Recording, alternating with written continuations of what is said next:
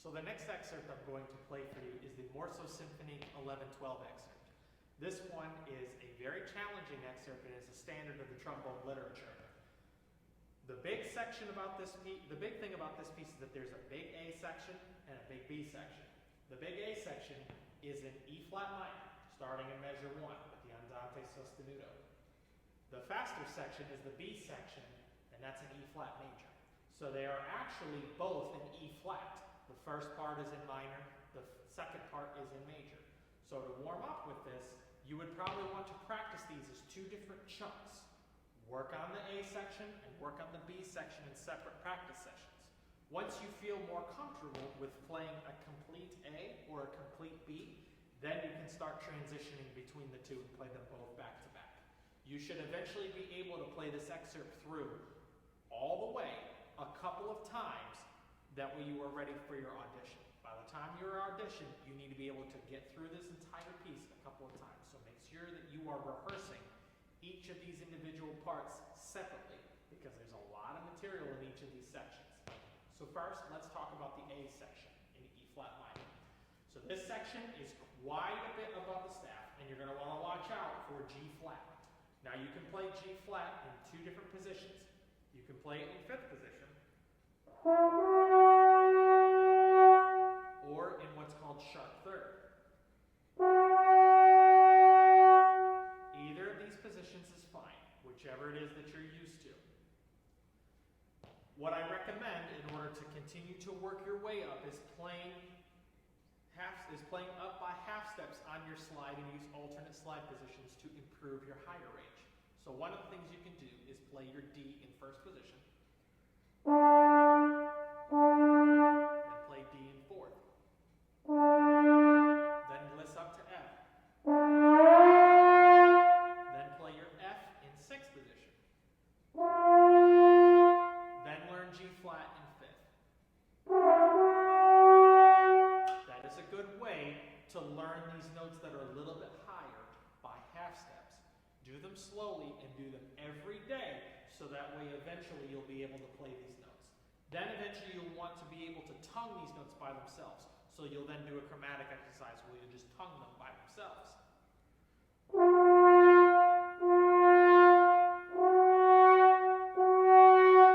you'll become more used to it as you continue and go on. What you would aim for if you're playing a quarter note exercise like that is consistency of tone and articulation. If you can have the notes start the same way and have the same body of sound, you're well on your way to playing a very well executed run of Morso Symphonique. So let me go ahead and play this A section for you, and then we will talk about the B section.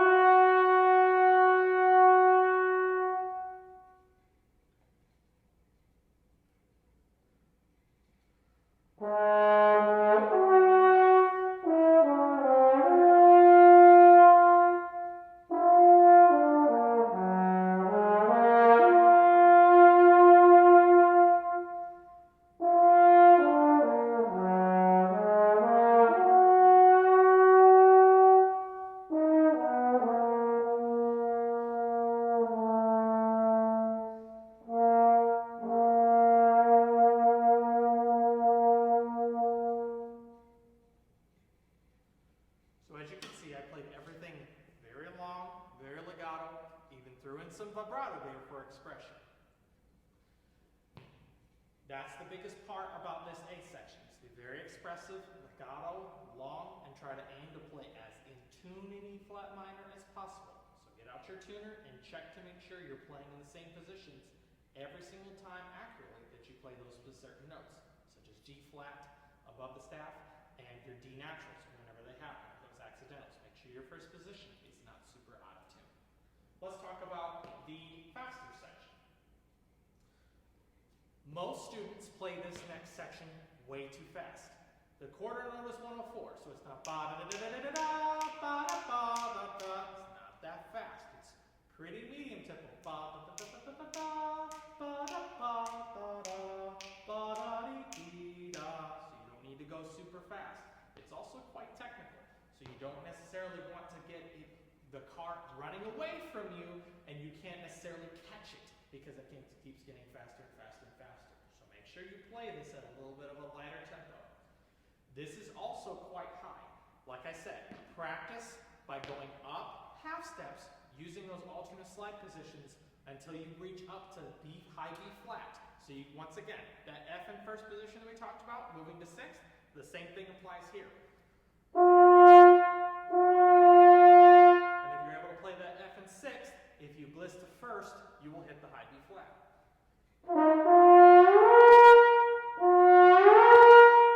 Now what you will want to do is make sure that nothing else is moving. The only thing that should move is your hand. You don't close the throat, and your tongue doesn't move, and your embouchure doesn't close. Keep everything nice and open, and move your slide from sixth to first. So let's now go ahead and talk about this excerpt. Like I said, it's not very fast, so you want to make sure that all this E flat major stuff is sounding really, really good and really clean. So take this at a little bit slower even than 104 when you're working on it, so you can really work on clarity and make sure that it's exactly how you want it to go. Here is the B section for the Morso Symphony.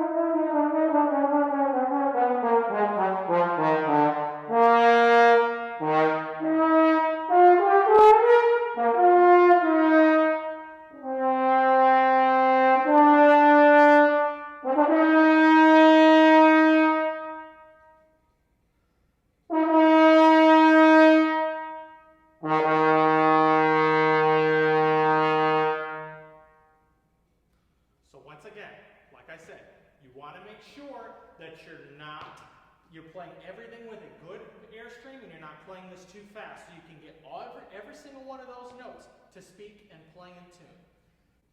So another thing about this piece that you want to check out is some of these triplet sections, or some of the stuff with faster notes. You want to make sure that you're playing them one note at a time to make sure you're absolutely playing through this chromatic stuff exactly where it needs to be in tune, and make sure you're playing the next chromatic pattern in the right position. So let's take a look at the pattern and measure 51. So I'm going to start with E flat in third, but instead of going to first, I could do it in fourth position. So that's something that I can do there.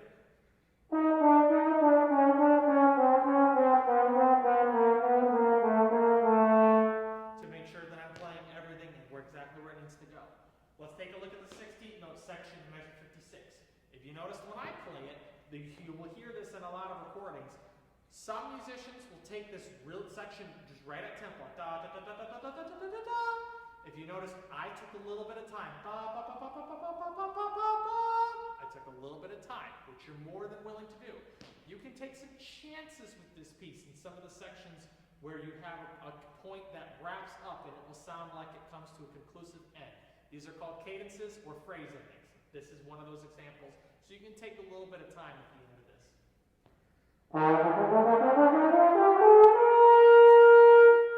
That will be just fine. Another thing about this entire piece is that you want to make sure that there's a contrast of styles. The first section, the A section, is legato and smooth and needs to sound really in tune and just as gorgeous as you can play. The other section is a little bit more exciting and is a little bit more articulated and a little bit more spaced. So make sure that you are articulating in a way that style is coming through. Thank you so much for listening to me today. I've enjoyed talking about these two pieces, and I hope to see you at the Brass Clinic next year. Thank you so much.